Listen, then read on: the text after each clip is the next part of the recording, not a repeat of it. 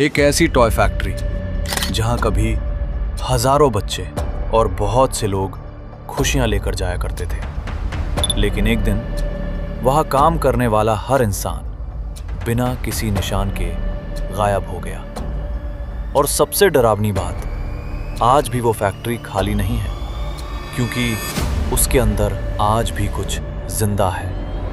एक नीला मॉन्स्टर जो कभी बच्चों का सबसे पसंदीदा खिलौना था, लेकिन आज जो भी उसके सामने आता है वो जिंदा वापस नहीं लौटता। लेकिन आखिर एक साधारण खिलौना इतना खतरनाक कैसे बन गया? और प्ले टाइम कंपनी के अंदर ऐसा क्या हुआ था जिसकी वजह से पूरी फैक्ट्री हमेशा के लिए बंद हो गई? आज हम जानेंगे पॉपी प्ले टाइम चैप्टर 1 से चैप्टर 2 तक की पूरी कहानी, शुरुआत से बिल्कुल एंड तक। ये कहानी शुरू होती है साल 1930 में, जब एक आदमी जिसका नाम था एलियट लेडविक, उसने एक सपना देखा, दुनिया की सबसे बेहतरीन टॉय कंपनी बनाने का। और इसी सपने के साथ जन्म हुआ प्ले टाइम कंपनी का। शुरुआत में ये बस एक छोटी सी कंपनी थी। एलियट का एक ही सपना था, ऐसे खिलौने बनाना जो दुनिया ने पहले कभी न देखे हों। धीरे धीरे उसकी कंपनी बड़ी होती चली गई। नए इंजीनियर्स आए, नए साइंटिस्ट्स आए, और हर साल पहले से भी ज्यादा एडवांस खिलौने बनने लगे। लेकिन एलियट सिर्फ खिलौने नहीं बनाना चाहता था, वो कुछ ऐसा बनाना चाहता था जो बिल्कुल जिंदा लगे। कई सालों की मेहनत के बाद आखिरकार प्ले टाइम कंपनी ने अपना सबसे मशहूर खिलौना लॉन्च किया, पॉपी डॉल। एक ऐसी डॉल जो लोगों से बात कर सकती थी, उनकी बातें सुन सकती थी और उनका जवाब भी दे सकती थी। उस समय यह किसी चमत्कार से कम नहीं था, और यही वजह थी कि पॉपी डॉल बहुत जल्दी पूरी दुनिया में फेमस हो गई। लेकिन जितनी खूबसूरत ये डॉल बाहर से दिखती थी, उसके पीछे छिपा सच उतना ही डरावना था। प्ले टाइम कंपनी सिर्फ खिलौने बनाने वाली एक कंपनी नहीं थी। उस फैक्ट्री के अंदर कुछ ऐसे कमरे भी थे जहां आम कर्मचारियों का जाना सख्त मना था। वहां रोज अजीब अजीब एक्सपेरिमेंट किए जाते थे, और उन एक्सपेरिमेंट्स को लीड करता था एक genius scientist, doctor Harley Sawyer. शुरुआत में इनका मकसद बेहतर खिलौने बनाना था, लेकिन धीरे धीरे ये रिसर्च एक खतरनाक दिशा में बढ़ने लगी। उन्होंने एक नया प्रोजेक्ट शुरू किया जिसका नाम था बिगर बॉडीज इनिशिएटिव। एक ऐसा प्रोजेक्ट जिसका मकसद था ऐसे विशाल खिलौने बनाना जो चल सकें, सोच सकें और हर आदेश का पालन कर सकें। लेकिन ऐसे खिलौने बनाने के लिए सिर्फ मशीनें काफी नहीं थीं, और यहीं से प्ले टाइम कंपनी की कहानी एक साधारण टॉय फैक्ट्री से एक हॉरर कहानी में बदलने लगी। प्ले टाइम कंपनी में काम करने वाला हर कर्मचारी अचानक गायब हो गया। ना कोई लाश मिली, ना कोई सबूत, और उनका कभी कोई पता नहीं चला। उस घटना के बाद पूरी फैक्ट्री हमेशा के लिए बंद कर दी गई, और यहीं से शुरू होती है हमारे प्लेयर की कहानी। 10 साल बीत चुके थे, लेकिन फैक्ट्री के अंदर आखिर हुआ क्या था, ये आज तक कोई नहीं जानता था। इसी बीच प्ले टाइम कंपनी के एक पुराने कर्मचारी के पास एक रहस्यमयी पार्सल पहुंचता है। उसके अंदर एक पुरानी VHS टेप और एक चिट्ठी होती है। उस चिट्ठी में बस एक ही लाइन लिखी होती है, वी आर स्टिल हियर, और नीचे एक फूल का निशान, साथ में एक मैप जो सीधा प्ले टाइम कंपनी की तरफ इशारा कर रहा था। अगर सभी कर्मचारी 10 साल पहले गायब हो चुके थे, तो ये चिट्ठी भेजी किसने? इसी सवाल का जवाब ढूंढने के लिए हमारा प्लेयर 10 साल बाद एक बार फिर प्ले टाइम कंपनी लौटता है। जैसे ही वो फैक्ट्री के अंदर कदम रखता है, चारों तरफ सन्नाटा पसरा हुआ था। धूल, टूटी हुई मशीनें, बिखरे हुए खिलौने। ऐसा लग रहा था जैसे यहां समय 10 साल पहले ही रुक गया हो। आगे बढ़ने पर हमें एक सिक्योरिटी रूम मिलता है, जहां एक पुरानी VHS टेप हमारा इंतजार कर रही होती है। टेप चलाने पर एक कर्मचारी हमें ग्रैब पैक के बारे में बताता है, एक ऐसा गैजेट जिसकी मदद से हम दूर रखी चीजों को पकड़ सकते हैं, मशीनें चला सकते हैं और फैक्ट्री के अलग अलग हिस्सों तक पहुंच सकते हैं। ग्रैब पैक लेने के बाद हम फैक्ट्री की मेन लॉबी में पहुंचते हैं और यहीं पहली बार हम उसे देखते हैं। एक विशाल नीला खिलौना, लंबी बाहें, डरावनी मुस्कान और काली खाली आंखें, जिसे हम सब जानते हैं लंबा डरावना खिलौना हगी वगी। शुरुआत में वो सिर्फ एक स्टैचू जैसा लगता है, लेकिन जैसे ही हम फैक्ट्री की बिजली दोबारा चालू करते हैं और वापस उसी जगह देखते हैं, हगी वगी वहां नहीं होता। इतना बड़ा खिलौना आखिर गया कहां? हम आगे बढ़ते रहते हैं, लेकिन हर कुछ मिनट बाद ऐसा महसूस होता है जैसे कोई चुपचाप हमारा पीछा कर रहा हो। आगे बढ़ने के लिए हमें फैक्ट्री के कई इलेक्ट्रिकल पजल्स हल करने पड़ते हैं। इसी दौरान हमें ग्रैब पैक का दूसरा हाथ मिलता है, जिससे अब हम पहले से भी ज्यादा जगहों तक पहुंच सकते थे। आगे बढ़ते हुए हम एक विशाल मशीन के पास पहुंचते हैं, जिसका नाम था मेक अ फ्रेंड। यही वो मशीन थी जहां प्लेटाइम कंपनी के ज्यादातर खिलौने बनाए जाते थे। लेकिन इस मशीन को चालू करने के लिए हमें पूरी फैक्ट्री में जरूरी पार्ट्स ढूंढने पड़ते हैं। कई पजल सॉल्व करने के बाद आखिरकार मशीन दोबारा चालू हो जाती है और धीरे धीरे उसके अंदर से एक नया खिलौना बाहर निकलता है, कैट बी। यही खिलौना आगे का दरवाजा खोलने की चाबी था। दरवाजे के ऊपर एक अजीब सी लाइन लिखी थी, nobody leaves without a toy. उस समय यह सिर्फ एक नियम जैसा लगा, लेकिन कुछ ही पलों बाद हमें इसका असली मतलब समझ आने वाला था। जैसे ही प्लेयर गेट की तरफ बढ़ता है, वहां खड़ा होता है हगी वगी और फिर अचानक वो हमारी तरफ दौड़ पड़ता है। अपनी जान बचाने के लिए हम तुरंत सामने खुली हुई एक वेंट टनल में घुस जाते हैं, लेकिन हगी वगी हमारा पीछा छोड़ने वाला नहीं था। वो भी हमारे पीछे तेजी से बढ़ता चला आ रहा था। हर सेकंड उसके कदमों की भारी आवाज और करीब आती जा रही थी। अब हमारे पास रुकने का कोई मौका नहीं था। एक छोटी सी गलती और सब कुछ वहीं खत्म हो जाता। आखिरकार भागते भागते हम एक प्लेटफॉर्म तक पहुंच जाते हैं और उसी समय हम एक भारी बॉक्स नीचे गिरा देते हैं। बॉक्स सीधे हगी वगी के ऊपर गिरता है, जिससे वो संतुलन खो देता है और सैकड़ों फीट नीचे अंधेरे में गिर जाता है। सब कुछ एकदम शांत हो जाता है। ऐसा लगता है जैसे ये डरावना सपना यहीं खत्म हो गया, लेकिन असलियत अभी शुरू होने वाली थी। हगी वगी से बचने के बाद हम फैक्ट्री के और अंदर बढ़ते हैं। आखिरकार हमें वही फ्लावर सिंबल मिलता है जिसे लेटर में ढूंढने के लिए कहा गया था। हम उस हिडन रूम के अंदर एंटर करते हैं और वहां एक ग्लास केस के अंदर बंद होती है एक डॉल, पॉपी। जैसे ही हम उसका केस खोलते हैं, अंदर से एक आवाज आती है, You opened my case. हमने आखिरकार पॉपी को उसके केस से आजाद कर दिया। हमें लगा था कि अब इस फैक्ट्री के सारे सवालों के जवाब मिलने वाले हैं, लेकिन हमें बिल्कुल भी अंदाजा नहीं था कि असली खौफ अभी शुरू भी नहीं हुआ था। और यहीं पर चैप्टर 1 खत्म हो जाता है और अब यहीं से शुरू होता है चैप्टर 2। पॉपी को आजाद करने के कुछ ही सेकंड बाद वो अचानक हमारी आंखों के सामने से गायब हो जाती है। हम उसके पीछे फैक्ट्री के और भी गहरे हिस्से में पहुंचते हैं, जहां हमारी मुलाकात होने वाली थी प्लेटाइम कंपनी के सबसे खतरनाक एक्सपेरिमेंट्स में से एक, मॉमी लॉन्गलेग्स से। लेकिन कहानी आगे बढ़ाने से पहले हमें समझना होगा कि आखिर मॉमी लॉन्गलेग्स है कौन, क्योंकि वो सिर्फ एक खिलौना नहीं थी, बल्कि प्लेटाइम कंपनी के सबसे खतरनाक एक्सपेरिमेंट्स में से एक थी।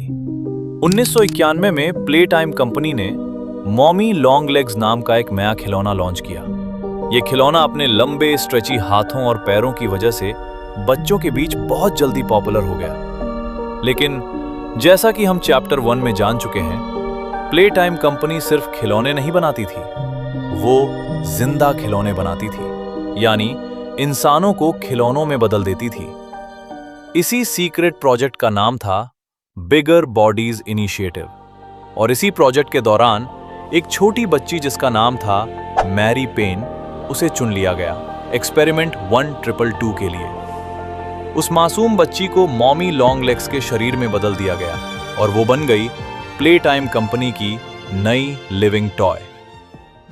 अब हम आगे फैक्ट्री के एक नए हिस्से में पहुंचते हैं, जहां हमें प्ले टाइम कंपनी के फाउंडर एलियट लेडविक का ऑफिस मिलता है। यहीं हमें एक VHS टेप मिलती है, जिससे पता चलता है कि एलियट का सपना दुनिया के सबसे बेहतरीन खिलौने बनाना था। लेकिन अपनी फैमिली में हुई एक दुखद घटना के बाद वो पहले जैसा इंसान नहीं रहा। धीरे धीरे उसकी फैक्ट्री सिर्फ खिलौने बनाने की जगह नहीं, बल्कि खतरनाक एक्सपेरिमेंट्स की लैब बन गई। थोड़ी देर बाद पॉपी फिर से हमारे सामने आती है, लेकिन इस बार वो हमारी मदद करना चाहती है। वो कहती है, अगर हमें इस फैक्ट्री से बाहर निकलना है तो हमें ट्रेन स्टेशन तक पहुंचना होगा, क्योंकि वहीं से बाहर जाने का इकलौता रास्ता है और उस ट्रेन का कोड सिर्फ पॉपी को पता है। हम उसके पीछे पीछे चलना शुरू करते हैं, लेकिन तभी अचानक एक लंबा गुलाबी हाथ पॉपी को पकड़कर एक बड़ी सुरंग में खींच ले जाता है। हम बिना देर किए उसके पीछे नीचे कूद जाते हैं और वहीं पहली बार हमारा सामना होता है मॉमी लॉन्ग लेग्स से। वो पॉपी को अपने हाथ में पकड़े हुए हमें देखकर मुस्कुराती है, लेकिन उसकी मुस्कान बिल्कुल भी दोस्ताना नहीं थी। मॉमी कहती है, पॉपी तुम्हें ट्रेन कोड देने वाली थी, लेकिन उसमें कोई मजा नहीं। पहले तुम्हें मेरे बनाए 3 गेम्स खेलने पड़ेंगे। हमारे पास कोई दूसरा रास्ता नहीं था, इसलिए हम उसके चैलेंज एक्सेप्ट कर लेते हैं। मॉमी हमें भेजती है गेम स्टेशन। ऊपर से देखने पर यह जगह एक बच्चों के खेलने की नॉर्मल जगह लगती है। रंग बिरंगे खिलौने, स्लाइड्स, ट्रेन और अलग अलग गेम्स। लेकिन असलियत इससे कहीं ज्यादा डरावनी थी। यहीं पर प्ले टाइम कंपनी बच्चों पर टेस्ट करती थी। उनकी इंटेलिजेंस, रिएक्शन, स्ट्रेंथ और फियर, सब कुछ यहीं चेक किया जाता था, ताकि उनमें से सबसे परफेक्ट सब्जेक्ट्स को चुनकर आगे लिविंग टॉयज बनाया जा सके। यानी ये गेम स्टेशन असल में प्लेग्राउंड नहीं, बल्कि एक टेस्टिंग लेबोरेटरी थी। अब हमारे सामने था पहला गेम, म्यूजिकल मेमोरी, और हमें बिल्कुल भी अंदाजा नहीं था कि इस गेम के अंदर क्या होने वाला था। अब हमें खेलना था पहला गेम, म्यूजिकल मेमोरी, जहां हमें रंगों और सिंबल्स का पैटर्न याद रखना होता है। लेकिन ये प्ले टाइम कंपनी थी, यहां कुछ भी नॉर्मल नहीं था। जैसे ही गेम शुरू होता है, हमारे ऊपर लटका होता है बंजो बनी एक बड़ा सा पीला बनी, जो धीरे धीरे छत से नीचे उतर रहा था। हर राउंड के साथ पैटर्न्स और मुश्किल होते जा रहे थे और बंजो हमारे और करीब आता जा रहा था। अगर हमने सिर्फ एक भी पैटर्न गलत किया तो बंजो हमें वहीं खत्म कर देता। काफी मुश्किल के बाद हम पहला गेम जीत जाते हैं, लेकिन ये तो सिर्फ शुरुआत थी। पहला गेम जीतने के बाद मम्मी अपना वादा निभाती है और हमें ट्रेन कोड का पहला हिस्सा दे देती है। लेकिन अभी 2 गेम्स और बाकी थे। अब हमारी बारी थी दूसरा गेम खेलने की। इस गेम में हम एक छोटे से कमरे में फंस जाते हैं। चारों तरफ अंधेरी सुरंगें, और उन्हीं सुरंगों से छोटे छोटे मिनी हगी वगीज हमारी तरफ दौड़ कर आने लगते हैं। हमारा काम था उनको हमारे पास पहुंचने से पहले उन्हें वापस धक्का देना। शुरुआत में सब आसान लगता है, लेकिन धीरे धीरे उनकी स्पीड बढ़ती जाती है और वो भी बढ़ते जाते हैं। कुछ ही सेकंड में पूरा कमरा उनसे भरने लगता है। अगर उनमें से एक भी हम तक पहुंच जाता तो गेम वहीं खत्म हो जाता।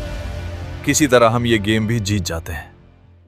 अब दूसरा गेम जीतने के बाद आगे हमारा रास्ता एक बड़े गेट से बंद हो जाता है। हम सोचते हैं अब आगे कैसे जाएं?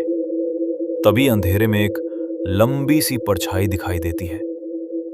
कुछ पल के लिए ऐसा लगता है जैसे हगी वगी वापस आ गया हो, लेकिन जब वो पास आता है तो पता चलता है वो हगी वगी नहीं, किसी मिसी थी जो लगभग हगी वगी जैसे ही दिखती है।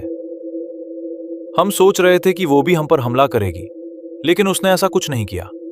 वो चुपचाप गेट का लीवर खींचती है और हमारे लिए रास्ता खोल देती है, फिर बिना कुछ कहे वहां से चली जाती है।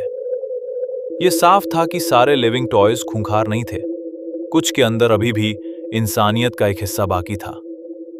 लेकिन अब सबसे खतरनाक गेम बाकी था, और इस बार अगर हम हारते तो बचने का कोई दूसरा मौका नहीं मिलता। अब हमारे सामने था मॉमी का आखिरी गेम, जिसका नाम था स्टैचूज। ये गेम बाकी दोनों गेम से कई गुना ज्यादा खतरनाक था। यहां पूरा कमरा अंधेरे में डूबा हुआ था। जैसे ही लाइट्स बंद होती हमें आगे भागना होता, लेकिन जैसे ही लाइट्स वापस जलती हमें बिल्कुल स्टैचू की तरह एक जगह रुक जाना पड़ता, क्योंकि अगर हम हिले तो हमारे पीछे मौजूद एक लंबा कीड़े जैसा टॉय हमें जिंदा निगल जाता। कई बार हम उससे सिर्फ कुछ इंच की दूरी पर बचे, लेकिन आखिरकार हम तीसरा गेम भी जीत जाते हैं। अब मॉमी को अपना वादा निभाना था, लेकिन जैसा हमें पहले से शक था, मॉमी ने धोखा दे दिया। वो हंसते हुए कहती है, The rules are so simple. You die, Mommy gets to watch. और फिर वो शुरू करती है एक नया गेम, हाइड एंड सीक। लेकिन ये कोई गेम नहीं था। अब मॉमी सिर्फ हमें मारना चाहती थी। अब मॉमी पूरी फैक्ट्री में हमारा पीछा करते हुए दीवारें तोड़ देती है, लेकिन भागते भागते हमें एक मशीन दिखाई देती है। जैसे ही मॉमी हम पर हमला करने के लिए आगे बढ़ती है, उसका हाथ मशीन में फंस जाता है। अगले ही पल वो मशीन मॉमी लॉन्ग लेग्स को बुरी तरह पीसना शुरू कर देती है। कुछ ही सेकंड में वो पूरी तरह खत्म हो जाती है, लेकिन मरने से पहले वो सिर्फ एक बात कहती है, He'll make me part of him. और तभी अंधेरे से एक मैकेनिकल हैंड बाहर आता है, जो मॉमी की टूटी हुई बॉडी को घसीटकर अपने साथ ले जाता है। ये कोई नॉर्मल हाथ नहीं था, ये था प्रोटोटाइप का हाथ। वही रहस्यमयी एक्सपेरिमेंट जिसका जिक्र हमें VHS टेप्स में मिला था। एक ऐसा क्रीचर जो दूसरे लिविंग टॉयज के पार्ट्स अपनी बॉडी में जोड़ता रहता है और हर नए पार्ट के साथ पहले से भी ज्यादा खतरनाक बनता जा रहा है। अब मॉमी प्रोटोटाइप का एक हिस्सा बन चुकी थी। इसके बाद हम पॉपी को आजाद करते हैं और आखिरकार वो हमें ट्रेन स्टेशन तक ले जाती है। हम ट्रेन चालू करते हैं और ऐसा लगता है कि अब हम इस डरावनी फैक्ट्री से हमेशा के लिए बाहर निकलने वाले हैं। लेकिन तभी पॉपी अचानक ट्रेन का रास्ता बदल देती है। वो कहती है, Too perfect to lose. I'm sorry. I can't let you leave. इस फैक्ट्री में अभी बहुत कुछ बाकी है और मुझे तुम्हारी जरूरत है। इससे पहले कि हम कुछ समझ पाते, ट्रेन तेज रफ्तार से पटरी से उतर जाती है और हमारा एक भयानक एक्सीडेंट हो जाता है। जब हमारी आंख खुलती है तो हमारे सामने सिर्फ एक नाम लिखा होता है, प्ले केयर, और यही चैप्टर 2 एंड हो जाता है। लेकिन ये जगह सिर्फ एक ऑर्फनेज नहीं थी। यहीं छिपा था प्ले टाइम कंपनी का सबसे खौफनाक राज, जहां हमारा सामना होने वाला था कैटनैप, प्रोटोटाइप और उन एक्सपेरिमेंट से जिन्होंने पूरी फैक्ट्री को हमेशा के लिए बदल दिया था। और ये सब हम जानेंगे चैप्टर 3 और चैप्टर 4 की कहानी में। तो अगर वीडियो पसंद आई हो तो लाइक जरूर करना, चैनल को सब्सक्राइब करना और तैयार रहना, क्योंकि असली नाइटमेयर अभी बाकी है। स्टे क्यूरियस और मिलते हैं अगली मिस्ट्री वीडियो के साथ।